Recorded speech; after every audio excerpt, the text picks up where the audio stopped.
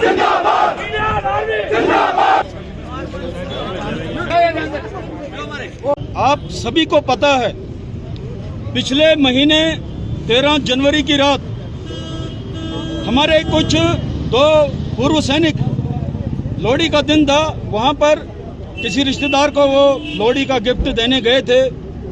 इतने में Bakshi Nagar police station का एसएचओ इंस्पेक्टर आज़ाद अहमद मनास वहां से अपनी टीम के साथ आया था और वहां पर आनन फानन में वहां पर उनको गाली गलौज करने लगा, जबकि उनकी गाड़ी रोड से दूर थी। इसी दौरान उन्होंने बोला कि सर आप बदतमीजी मत करो, हम एक्सर्विसमैन हैं। तो उसका एसएचओ का पारा चढ़ गया और उसने गाली गलौज करनी शुरू कर दी। उसी सिलसिले में आज हमने यहाँ पर ये प्रोटेस्ट कम रैली का आयोजन किया। हम अभी ये हमारा दूसरा प्रोटेस्ट है। आने वाले दिनों में इससे भी बड़े प्रोटेस्ट और रैलियां हम निकालने वाले हैं।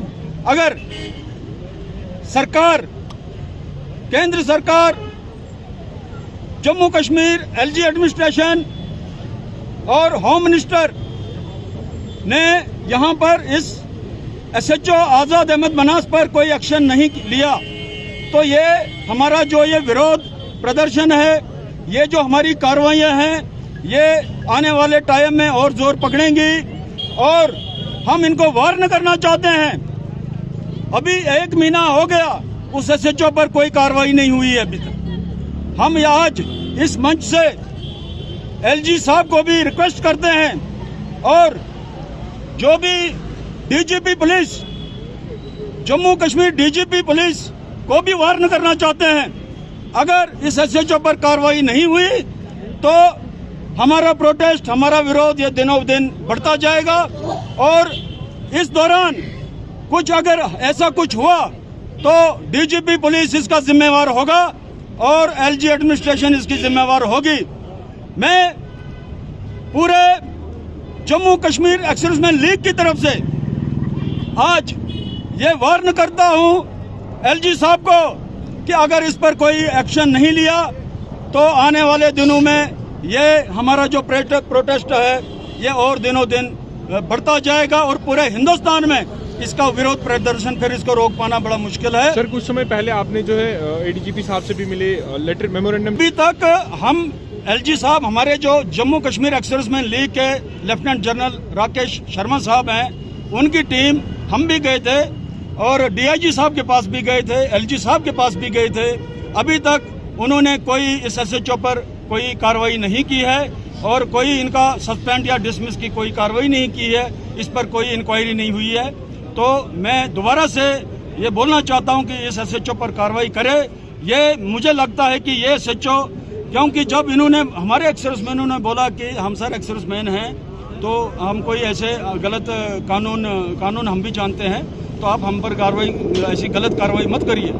तो इस ऐसा बोलने से वो एसएचओ भड़क गया और मुझे लगता है कि कुछ ये एसएचओ जो है वो कुछ फौज से चिढ़ा हुआ है। मुझे नहीं पता वो किस मेंटलिटी का एसएचओ है और मुझे लगता है कि फौज का नाम सुनते ही वो आदमी भड़कता है जो इंटरनेशनल होता है। धन्यवाद। मैं आप सभी मीडिया कर्मियों का धन्यवाद करता हूं कि आप ये हमारी बात एडमिनिस्ट्रेशन तक और पूरी जनता तक पहुंचाते हैं। हमें थोड़ी समझने की जरूरत है, ये जो 2 सैनिक, इनके पीछे तो एक संगठन है।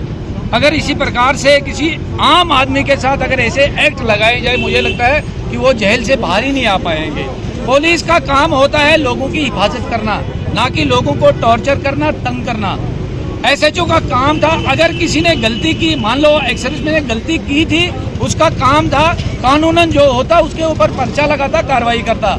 एसएचओ का ये काम नहीं है कि 2 बंदों को अपनी मर्जी से रात में पुलिस स्टेशन में बंद करके 3rd डिग्री का टॉर्चर करे। और इतना ही नहीं, एक सैनिक जो देश की रक्षा करता है उसके खिलाफ देशद्रोह का मुकदमा लगाया। जैसे कि शिव कुमार साहब ने बोलता, मुझे लगता है कि ये एसएचओ या तो अपना कानून नहीं जानता है, इसको जबरदस्ती एसएचओ बनाया गया है, या तो इसका जो मेंटेलिटी, इसकी सोच है, ये मुझे लगता है फौज के खिलाफ, और जो आदमी फौज के खिलाफ है वो आदमी देश के खिलाफ हो सकता है। ऐसे SHO की तरफ से कुछ भी किया जा सकता है जिससे पुलिस डिपार्टमेंट की बदनामी हो सकती है, जिससे इंडियन आर्मी का मोरल डाउन हो सकता है, जिससे हमारे देश का नुकसान हो सकता है। मैं DGP Jammu Kashmir, LG administration और खासकर जम्मू कश्मीर के चीफ मिनिस्टर उमर अब्दुल्ला साहब से भी ये निवेदन करना चाहूँगा कि मेहरबानी करके ऐसे आदमी की इंक्वायरी तह तक जानी चाहिए, इसने ऐसा गलत क्यों किया है। ऐसा ना हो कि एक सोल्जर जो कि अनुशासित होता है, हमें हमेशा डिसिप्लिन सिखाया जाता है, डिसिप्लिन में रहने की आदत होती है, ऐसा ना हो कि हम अपना संतुलन खो बैठे। सैनिक जो अपनी सर्विस करके पूरा अपना देश की सेवा करके घर में आते हैं, अगर उनके खिलाफ ऐसी कार्रवाई हो रही है और अभी तक 1 महीने का टाइम हो रहा है, उस SHO पर कोई भी कार्रवाई नहीं होती है, तो मैं एक बार फिर कहना चाहूँगा कि हम सबको, मीडिया से भी मैं रिक्वेस्ट करना चाहूँगा कि हम सबको आवाज़ उठानी पड़ेगी कि अगर आम आदमी के साथ ऐसा व्यवहार होगा तो आदमी कहाँ जाएगा। धन्यवाद। क्या आप डॉक्टर, इंजीनियर या फिर CA बनने के सपने को सच करने के लिए तैयार हैं? तो संदीपनी गुरुकुल कौंतरपुर में आपका स्वागत है। IIT बॉम्बे से math teacher Ritesh sir, gold medalist dental surgeon biology teacher doctor Usha ma'am, ex Aakash व Narayana chemistry teacher Satnam sir और ex Unacademy plus educator Lalit sir आपके नीट, IIT, CA फाउंडेशन और UPSC की तैयारी के लिए विशेष कक्षाएं प्रदान करते हैं। रेजिडेंशियल छात्रों की सुविधा के लिए 24 घंटे doctor, AC hostel, 5 star cafe और सर्वोत्तम शिक्षक उपलब्ध हैं। जबकि संदीपनी गुरुकुल में आपके बच्चे के लिए है robotic lab, computer lab, chemistry lab, bio lab, physics lab, सभी रूट्स के लिए ट्रांसपोर्ट सर्विस, क्लीन व hygienic mess, field trip, smart classes, library, football, cricket, yoga, public speaking, chess, routine health checkup, taekwondo, music, dance, activity room, art and craft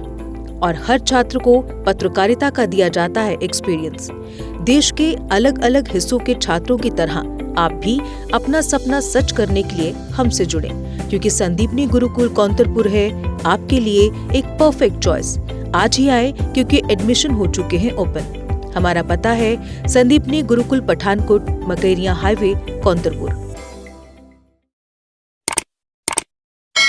Jammu Kashmir की खबरों के लिए जुड़े रहिए GK अपडेट के साथ।